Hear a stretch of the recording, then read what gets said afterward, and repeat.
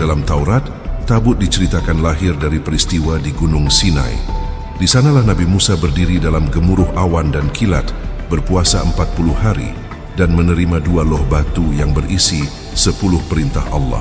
Selain loh batu, Allah juga memerintahkan agar dibuat sebuah kotak khusus untuk menyimpan loh-loh itu, agar selalu menyertai perjalanan umat dan menjadi pusat kehadirannya. Kotak itu kelak dikenal sebagai tabut. Selamat datang kembali di Kopi Jowo Channel, tempat kita berbagi cerita, pengetahuan, dan inspirasi.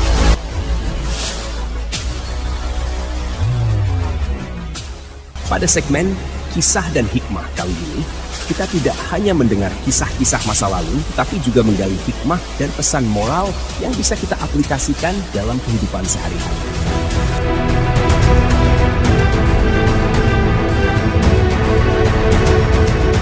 Serpihan kayu berlapis emas tampak seperti peti biasa.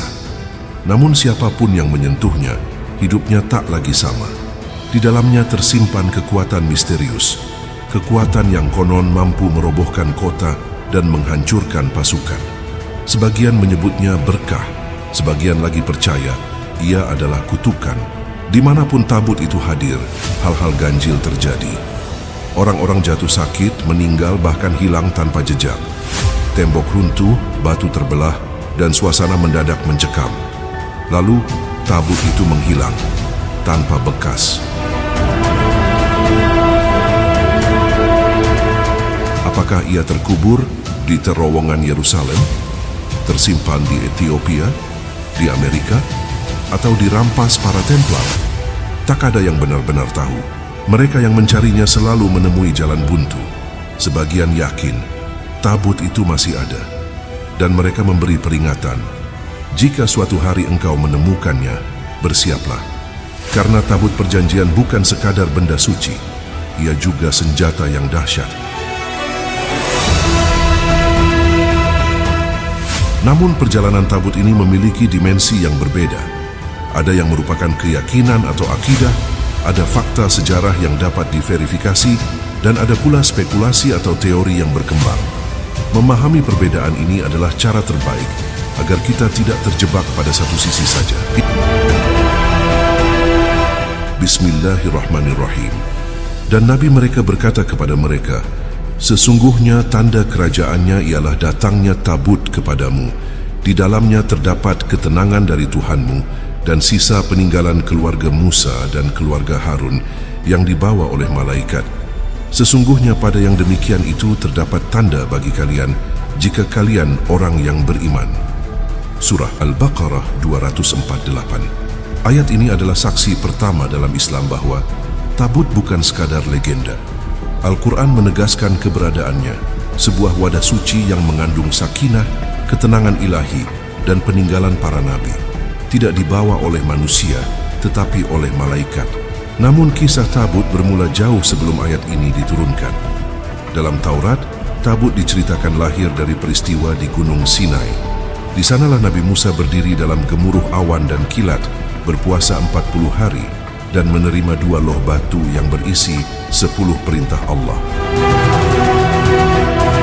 Selain loh batu, Allah juga memerintahkan agar dibuat sebuah kotak khusus untuk menyimpan loh-loh itu, agar selalu menyertai perjalanan umat dan menjadi pusat kehadirannya. Kotak itu kelak dikenal sebagai tabut.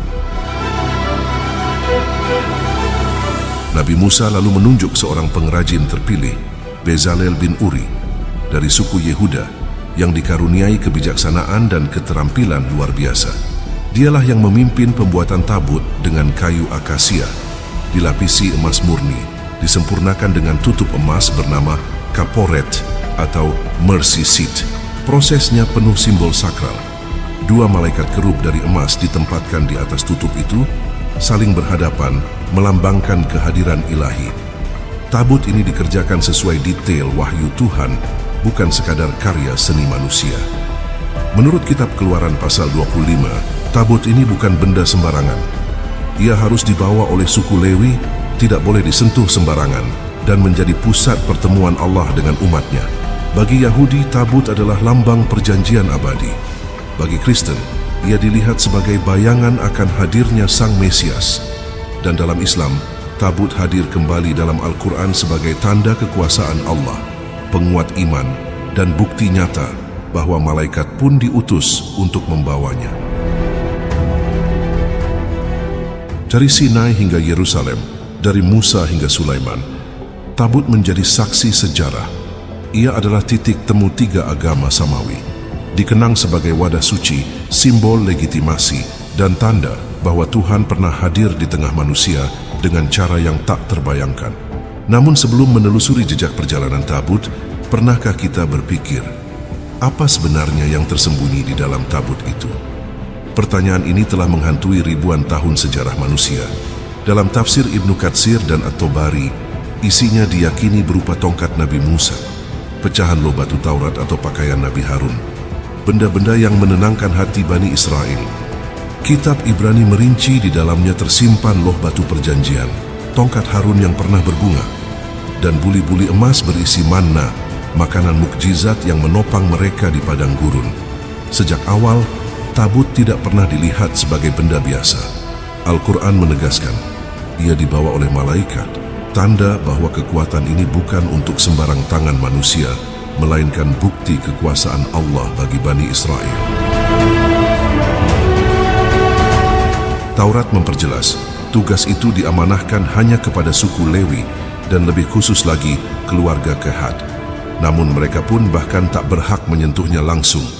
Imam Harun dan keturunannya lebih dulu menutupinya dengan kain khusus sebelum tabut diangkat dan dibawa. Peringatannya tegas, siapapun yang menyentuhnya sembarangan akan mati. Hal ini membuat para ilmuwan modern berspekulasi bahwa rangka tabut dari kayu akasia bertindak sebagai isolator dan lapisan emas murni di luar dan dalam bertindak sebagai konduktor. Dalam kacamata sains kombinasi, keduanya menyerupai struktur sebuah kapasitor raksasa atau baterai energi, mampu menyimpan dan melepas energi. Sehingga tabut ditempatkan dalam Holy of Holies, jauh di dalam kemah suci. Jaraknya setengah kilometer dari perkemahan rakyat. Hanya imam besar, keturunan Harun, yang boleh masuk. Itu pun sekali setahun, pada hari pendamaian. Ia melangkah dengan jubah putih panjang. Lonceng-lonceng kecil tergantung di ujungnya. Suara gemerincing itu menjadi tanda ia masih hidup di hadapan tabut yang menggentarkan. Kitab Taurat menggambarkan, bila lonceng itu terhenti, artinya imam tak lagi bernapas. Tubuhnya pun ditarik keluar dengan tali. Sebab kehadiran tabut dianggap terlalu suci, sekaligus berbahaya untuk manusia biasa. Al-Quran menyebutnya tanda sakinah, ketenangan dan kekuasaan ilahi.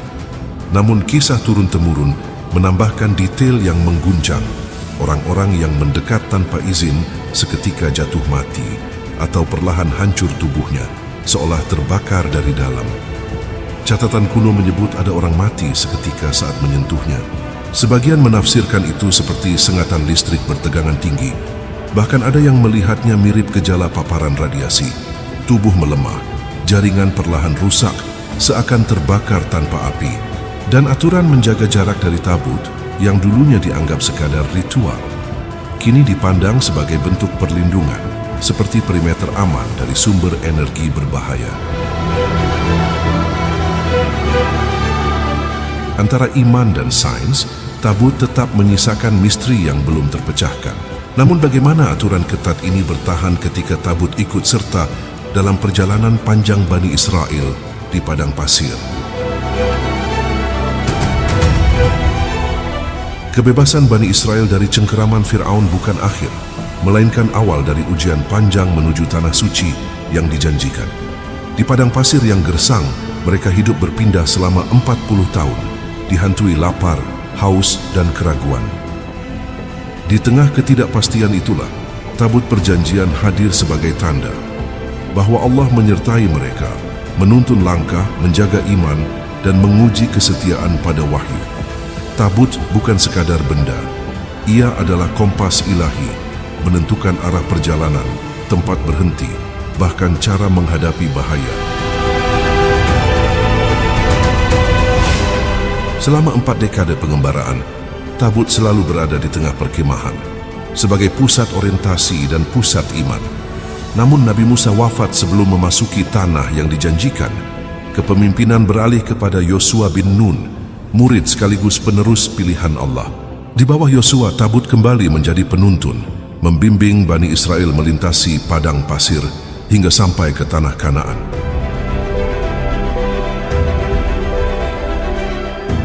Ketika menempuh perjalanan yang panjang di padang pasir, Bani Israel dihadang Yerikho, sebuah kota yang dikelilingi tembok raksasa. Kitab Yosua pasal 6 menggambarkannya mustahil ditembus manusia. Namun Allah memerintahkan sesuatu yang melawan logika, bukan serangan pedang, melainkan barisan dengan tabut di depan. 7 hari lamanya, para imam mengusung tabut mengitari kota. Tidak ada teriakan perang, hanya bunyi sangkakala yang menggetarkan udara. Penduduk di atas tembok menatap, bingung sekaligus diliputi ketakutan. Hari ke-7 tiba, tabut diarak 7 kali, sangkakala ditiup panjang, dan ribuan suara berseru serentak. Saat itu juga, tembok Yerikho yang perkasa runtuh, seakan bumi sendiri bergetar. Bani Israel memasuki kota, bukan karena tajamnya pedang, melainkan karena ketaatan pada perintah ilahi. Tabut ini pun berdiri sebagai saksi bahwa kemenangan sejati datang dari Allah Subhanahu wa Ta'ala, yang mana kemenangan besar itu seharusnya menjadi awal kebangkitan Bani Israel. Namun waktu membuktikan kejayaan sering membuat manusia lalai. Perlahan, iman mereka merosot. Ketaatan berganti dengan kesombongan, hukum Allah pun ditinggalkan. Hingga datang perang berikutnya melawan bangsa Filistin. Bani Israel tidak lagi mencari pertolongan Tuhan. Sebaliknya, mereka mengangkat tabut perjanjian, menjadikannya jimat keberuntungan, percaya pada benda, bukan pada Allah yang maha hidup. Perang pun pecah dan tragedi terjadi. Pasukan Israel porak-poranda, ribuan tewas, dan tabut simbol kesucian yang seharusnya dijaga jatuh ke tangan musuh. Inilah titik terendah sejarah mereka. Sebuah pengingat pahit bahwa tanpa iman dan ketaatan, bahkan simbol paling suci pun tak mampu menyelamatkan. Karena kemenangan bukan datang dari benda, melainkan dari Allah semata. Bagi bangsa Filistin, tabut adalah trofi terbesar. Diletakkan di pusat kota dengan penuh kebanggaan, namun segera bencana muncul. Penyakit kulit menyebar, tubuh melepuh dan membusuk dari dalam, hingga menewaskan penduduk. Setiap kali tabut berpindah, malapetaka yang sama selalu mengikutinya. Putus asa, mereka menempatkannya di atas kereta yang ditarik lembu dan mengembalikannya kepada Bani Israel. Di desa Bet Shemesh, penduduk bersorak menyambut tabut, tetapi beberapa orang melanggar aturan, menatap langsung ke dalamnya. Konsekuensinya tragis, 70 orang tewas seketika. Peristiwa ini menegaskan satu hal, tabut perjanjian bukan sekadar simbol. Ia menyimpan kekuatan nyata. Mendekatinya tanpa persiapan yang telah ditetapkan bisa berakibat fatal. Tabut bukan hanya saksi perjalanan iman, tetapi juga pengingat bahwa ketaatan pada aturan ilahi adalah kunci keselamatan. Tahun-tahun pun berlalu. Tabut perjanjian disembunyikan jauh dari pusat kota, nyaris terlupakan oleh Bani Israel yang kerap lalai. Hingga akhirnya Allah Subhanahu wa Ta'ala mengangkat seorang raja pertama bagi Bani Israel, yaitu Thalut. Tapi rakyat meremehkannya karena miskin. Namun Tuhan memberi tanda. Tabut kembali dihadirkan di tengah mereka sebagai bukti kekuasaan dan restu ilahi. Dengan tabut di tengah mereka, semangat bangsa yang hancur kembali menyala. Talut memimpin pasukan melawan Filistin, dan di tengah barisan itu, seorang pemuda muncul, yaitu Nabi Daud. Dengan hanya ketapel dan batu, ia menjatuhkan Jalut, sang raksasa yang menakutkan dunia. Dari kemenangan itu, jalan sejarah terbuka. Talut wafat dan Nabi Daud diangkat sebagai raja baru. Tabut pun berpindah ke tangannya dan membawa tabut dengan penuh khidmat ke kota suci, Yerusalem. Di bawah kepemimpinan anaknya Nabi Sulaiman alaihissalam, pembangunan bait suci dimulai. Tabut ditempatkan di ruang Maha Kudus, Holy of Holies, di jantung bangunan, menjadi pusat hukum, perlindungan, dan kehadiran ilahi yang menuntun umat. Namun sejarah mencatat titik balik yang dramatis. Pada 587 BC di bawah bayang-bayang Raja Babel, Nebukadnezar II menghancurkan bait suci, mengasingkan umat Bani Israel, dan tabut lenyap dari catatan sejarah, misteri yang tidak pernah terpecahkan. Sejak saat itu jejaknya hilang. Tidak ada dokumen atau kronik yang memastikan keberadaannya pasca Babilonia. Peti suci yang dulu memancarkan sakinah kini tersembunyi di balik kabut waktu, meninggalkan rasa takjub dan pertanyaan tanpa jawaban. Batas antara sejarah dan legenda menjadi kabur. Pertanyaan yang sama terus menghantui manusia. Di mana tabut itu kini berada?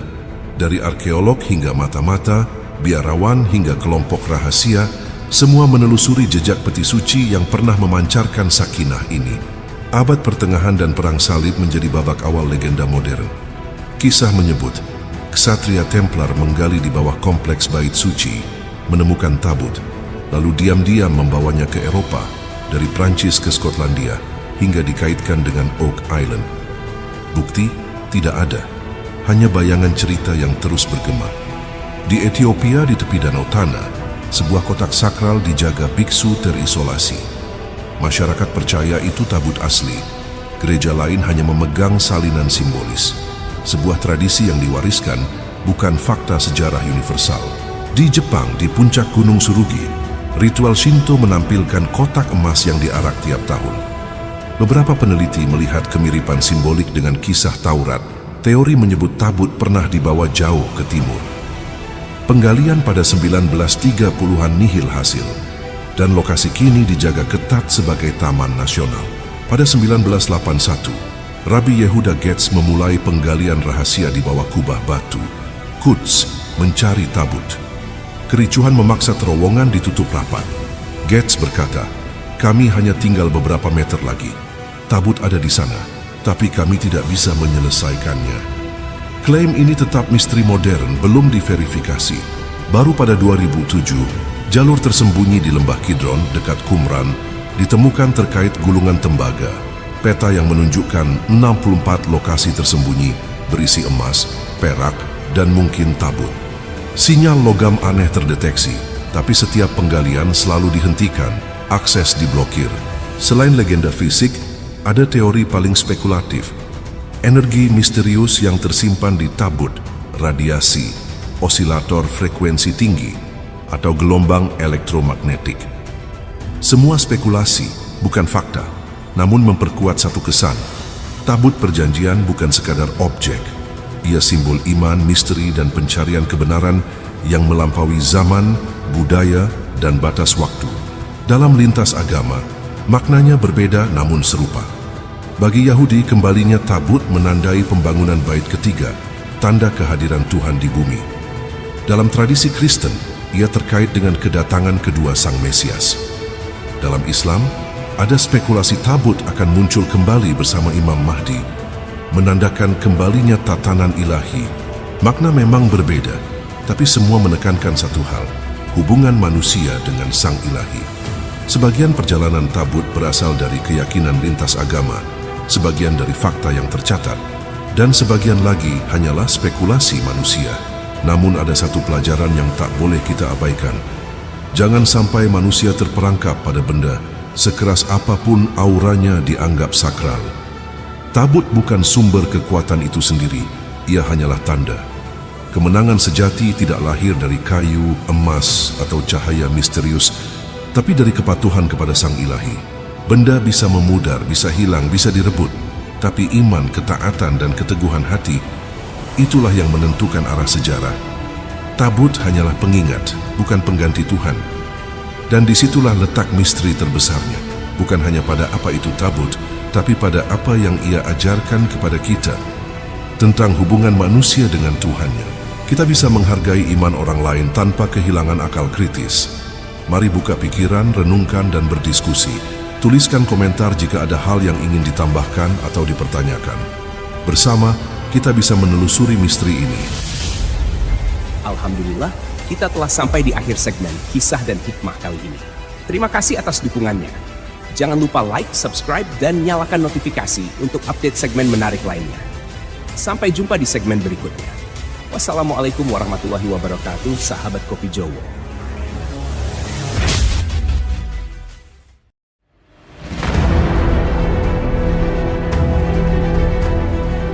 Dalam Taurat, tabut diceritakan lahir dari peristiwa di Gunung Sinai.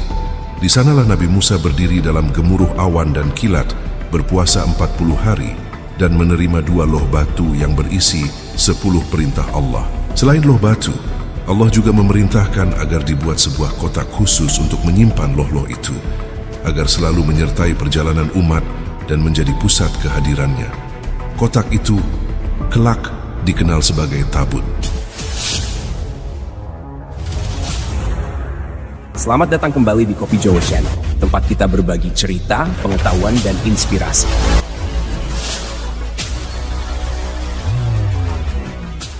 Pada segmen Kisah dan Hikmah kali ini, kita tidak hanya mendengar kisah-kisah masa lalu, tetapi juga menggali hikmah dan pesan moral yang bisa kita aplikasikan dalam kehidupan sehari-hari.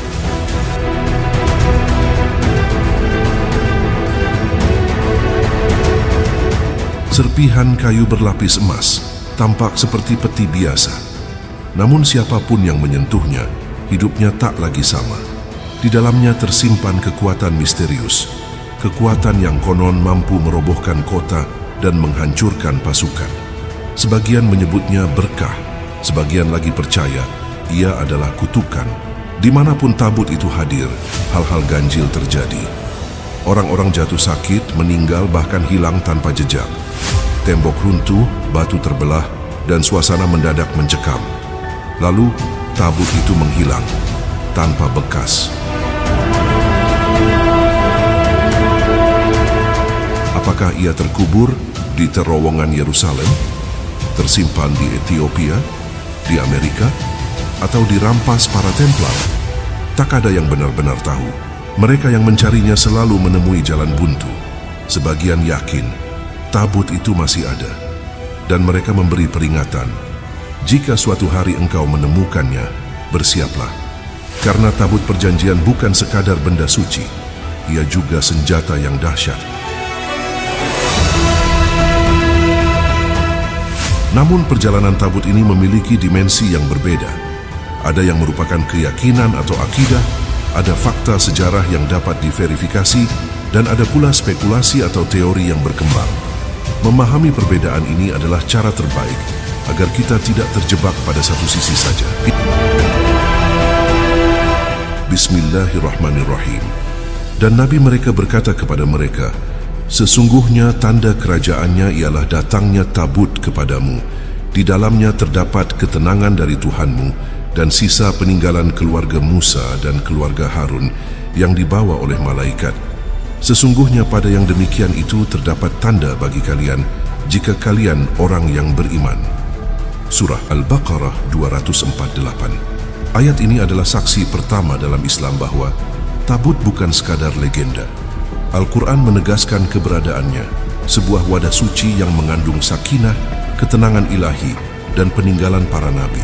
Tidak dibawa oleh manusia, tetapi oleh malaikat. Namun kisah tabut bermula jauh sebelum ayat ini diturunkan. Dalam Taurat, tabut diceritakan lahir dari peristiwa di Gunung Sinai. Di sanalah Nabi Musa berdiri dalam gemuruh awan dan kilat, berpuasa 40 hari, dan menerima 2 loh batu yang berisi 10 perintah Allah. Selain loh batu, Allah juga memerintahkan agar dibuat sebuah kotak khusus untuk menyimpan loh-loh itu, agar selalu menyertai perjalanan umat dan menjadi pusat kehadirannya. Kotak itu kelak dikenal sebagai tabut. Nabi Musa lalu menunjuk seorang pengrajin terpilih, Bezalel bin Uri, dari suku Yehuda, yang dikaruniai kebijaksanaan dan keterampilan luar biasa. Dialah yang memimpin pembuatan tabut dengan kayu akasia, dilapisi emas murni, disempurnakan dengan tutup emas bernama kaporet atau mercy seat. Prosesnya penuh simbol sakral. 2 malaikat kerub dari emas ditempatkan di atas tutup itu, saling berhadapan, melambangkan kehadiran ilahi. Tabut ini dikerjakan sesuai detail wahyu Tuhan, bukan sekadar karya seni manusia. Menurut kitab Keluaran pasal 25, tabut ini bukan benda sembarangan. Ia harus dibawa oleh suku Lewi, tidak boleh disentuh sembarangan, dan menjadi pusat pertemuan Allah dengan umatnya. Bagi Yahudi, tabut adalah lambang perjanjian abadi. Bagi Kristen, ia dilihat sebagai bayangan akan hadirnya Sang Mesias. Dan dalam Islam, tabut hadir kembali dalam Al-Quran sebagai tanda kekuasaan Allah, penguat iman, dan bukti nyata bahwa malaikat pun diutus untuk membawanya. Dari Sinai hingga Yerusalem, dari Musa hingga Sulaiman, tabut menjadi saksi sejarah. Ia adalah titik temu tiga agama samawi. Dikenang sebagai wadah suci, simbol legitimasi, dan tanda bahwa Tuhan pernah hadir di tengah manusia dengan cara yang tak terbayangkan. Namun sebelum menelusuri jejak perjalanan tabut, pernahkah kita berpikir, apa sebenarnya yang tersembunyi di dalam tabut itu? Pertanyaan ini telah menghantui ribuan tahun sejarah manusia. Dalam tafsir Ibnu Katsir dan At-Tabari, isinya diyakini berupa tongkat Nabi Musa, pecahan loh batu Taurat atau pakaian Nabi Harun, benda-benda yang menenangkan hati Bani Israel. Kitab Ibrani merinci di dalamnya tersimpan loh batu perjanjian, tongkat Harun yang pernah berbunga, dan buli-buli emas berisi manna, makanan mukjizat yang menopang mereka di padang gurun. Sejak awal, tabut tidak pernah dilihat sebagai benda biasa. Al-Quran menegaskan, ia dibawa oleh malaikat, tanda bahwa kekuatan ini bukan untuk sembarang tangan manusia, melainkan bukti kekuasaan Allah bagi Bani Israel. Taurat memperjelas, tugas itu diamanahkan hanya kepada suku Lewi dan lebih khusus lagi keluarga Kehat. Namun mereka pun bahkan tak berhak menyentuhnya langsung. Imam Harun dan keturunannya lebih dulu menutupinya dengan kain khusus sebelum tabut diangkat dan dibawa. Peringatannya tegas, siapapun yang menyentuhnya sembarangan akan mati. Hal ini membuat para ilmuwan modern berspekulasi bahwa rangka tabut dari kayu akasia bertindak sebagai isolator dan lapisan emas murni di luar dan dalam bertindak sebagai konduktor. Dalam kacamata sains kombinasi, keduanya menyerupai struktur sebuah kapasitor raksasa atau baterai energi, mampu menyimpan dan melepas energi. Sehingga tabut ditempatkan dalam Holy of Holies, jauh di dalam kemah suci. Jaraknya setengah kilometer dari perkemahan rakyat. Hanya imam besar, keturunan Harun, yang boleh masuk. Itu pun sekali setahun, pada hari pendamaian. Ia melangkah dengan jubah putih panjang. Lonceng-lonceng kecil tergantung di ujungnya. Suara gemerincing itu menjadi tanda ia masih hidup di hadapan tabut yang menggentarkan. Kitab Taurat menggambarkan, bila lonceng itu terhenti, artinya imam tak lagi bernapas. Tubuhnya pun ditarik keluar dengan tali. Sebab kehadiran tabut dianggap terlalu suci, sekaligus berbahaya untuk manusia biasa. Al-Quran menyebutnya tanda sakinah, ketenangan dan kekuasaan ilahi. Namun kisah turun-temurun menambahkan detail yang mengguncang. Orang-orang yang mendekat tanpa izin seketika jatuh mati atau perlahan hancur tubuhnya, seolah terbakar dari dalam. Catatan kuno menyebut ada orang mati seketika saat menyentuhnya. Sebagian menafsirkan itu seperti sengatan listrik bertegangan tinggi. Bahkan ada yang melihatnya mirip gejala paparan radiasi. Tubuh melemah, jaringan perlahan rusak, seakan terbakar tanpa api. Dan aturan menjaga jarak dari tabut, yang dulunya dianggap sekadar ritual, kini dipandang sebagai bentuk perlindungan, seperti perimeter aman dari sumber energi berbahaya. Antara iman dan sains, tabut tetap menyisakan misteri yang belum terpecahkan. Namun bagaimana aturan ketat ini bertahan ketika tabut ikut serta dalam perjalanan panjang Bani Israel di padang pasir?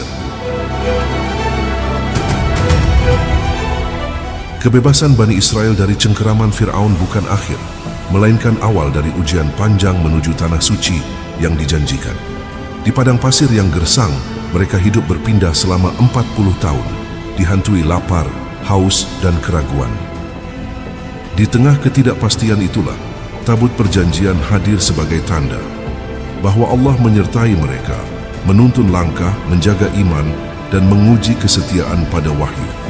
Tabut bukan sekadar benda, ia adalah kompas ilahi, menentukan arah perjalanan, tempat berhenti, bahkan cara menghadapi bahaya. Selama 4 dekade pengembaraan, tabut selalu berada di tengah perkemahan. sebagai pusat orientasi dan pusat iman. Namun Nabi Musa wafat sebelum memasuki tanah yang dijanjikan. Kepemimpinan beralih kepada Yosua bin Nun, murid sekaligus penerus pilihan Allah. Di bawah Yosua, tabut kembali menjadi penuntun, membimbing Bani Israel melintasi padang pasir hingga sampai ke tanah Kanaan.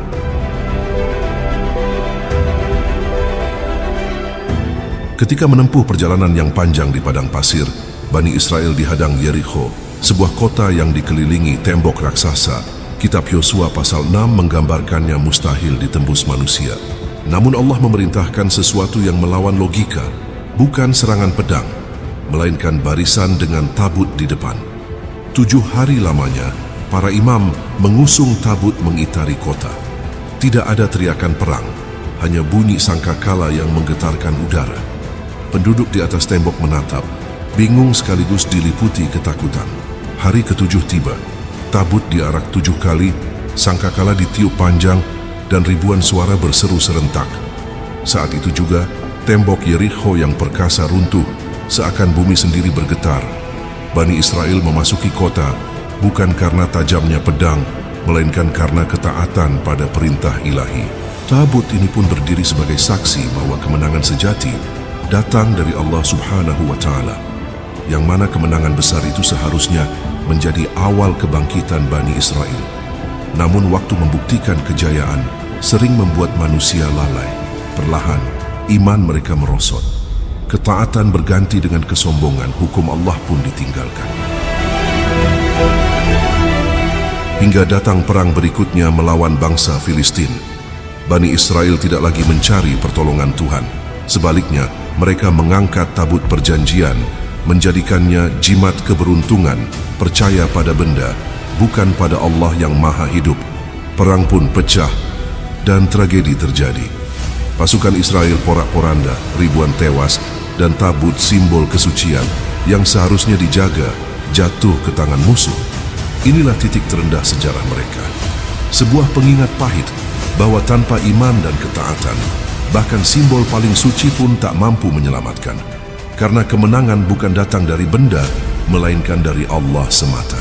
Bagi bangsa Filistin, tabut adalah trofi terbesar. Diletakkan di pusat kota dengan penuh kebanggaan, namun segera bencana muncul.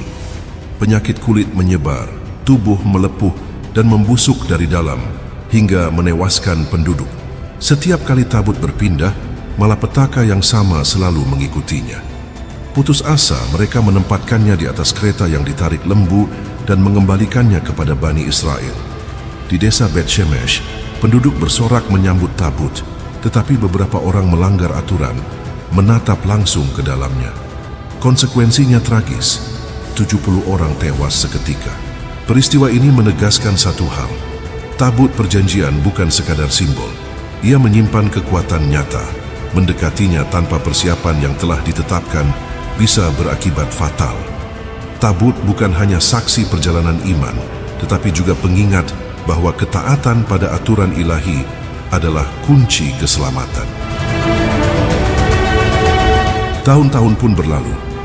Tabut perjanjian disembunyikan jauh dari pusat kota, nyaris terlupakan oleh Bani Israel yang kerap lalai. Hingga akhirnya Allah Subhanahu wa Ta'ala mengangkat seorang raja pertama bagi Bani Israel, yaitu Thalut. Tapi rakyat meremehkannya karena miskin. Namun Tuhan memberi tanda. Tabut kembali dihadirkan di tengah mereka sebagai bukti kekuasaan dan restu ilahi. Dengan tabut di tengah mereka, semangat bangsa yang hancur kembali menyala. Talut memimpin pasukan melawan Filistin, dan di tengah barisan itu, seorang pemuda muncul, yaitu Nabi Daud. Dengan hanya ketapel dan batu, ia menjatuhkan Jalut, sang raksasa yang menakutkan dunia. Dari kemenangan itu, jalan sejarah terbuka. Talut wafat dan Nabi Daud diangkat sebagai raja baru. Tabut pun berpindah ke tangannya dan membawa tabut dengan penuh khidmat ke kota suci, Yerusalem. Di bawah kepemimpinan anaknya, Nabi Sulaiman alaihissalam, pembangunan bait suci dimulai. Tabut ditempatkan di ruang Maha Kudus, Holy of Holies, di jantung bangunan, menjadi pusat hukum, perlindungan, dan kehadiran ilahi yang menuntun umat. Namun sejarah mencatat titik balik yang dramatis. Pada 587 BC di bawah bayang-bayang Raja Babel, Nebukadnezar II menghancurkan bait suci, mengasingkan umat Bani Israel, dan tabut lenyap dari catatan sejarah, misteri yang tidak pernah terpecahkan. Sejak saat itu jejaknya hilang. Tidak ada dokumen atau kronik yang memastikan keberadaannya pasca Babilonia. Peti suci yang dulu memancarkan sakinah kini tersembunyi di balik kabut waktu, meninggalkan rasa takjub dan pertanyaan tanpa jawaban.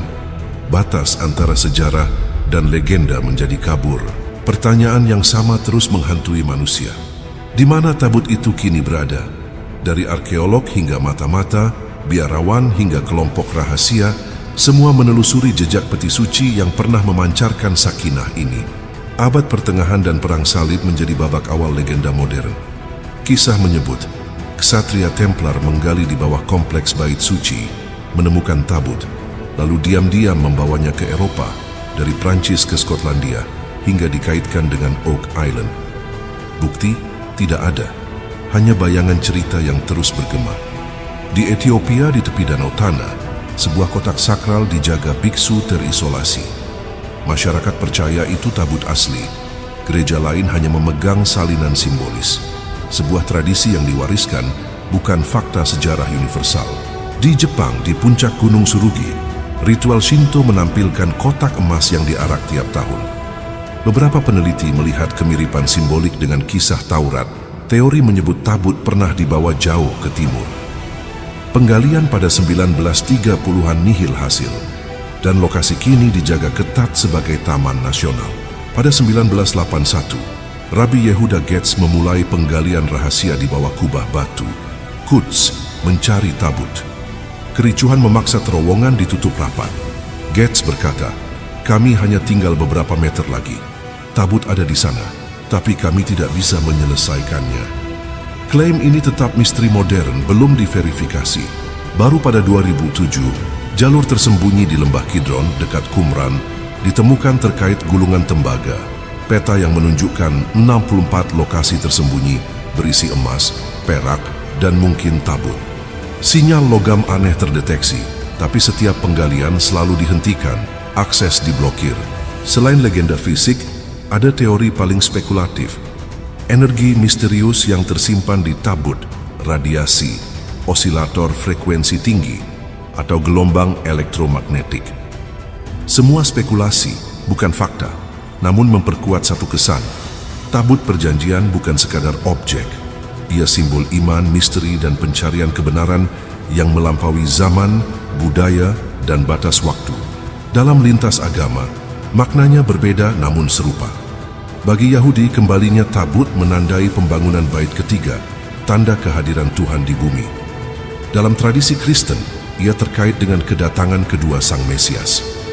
Dalam Islam, ada spekulasi tabut akan muncul kembali bersama Imam Mahdi, menandakan kembalinya tatanan ilahi.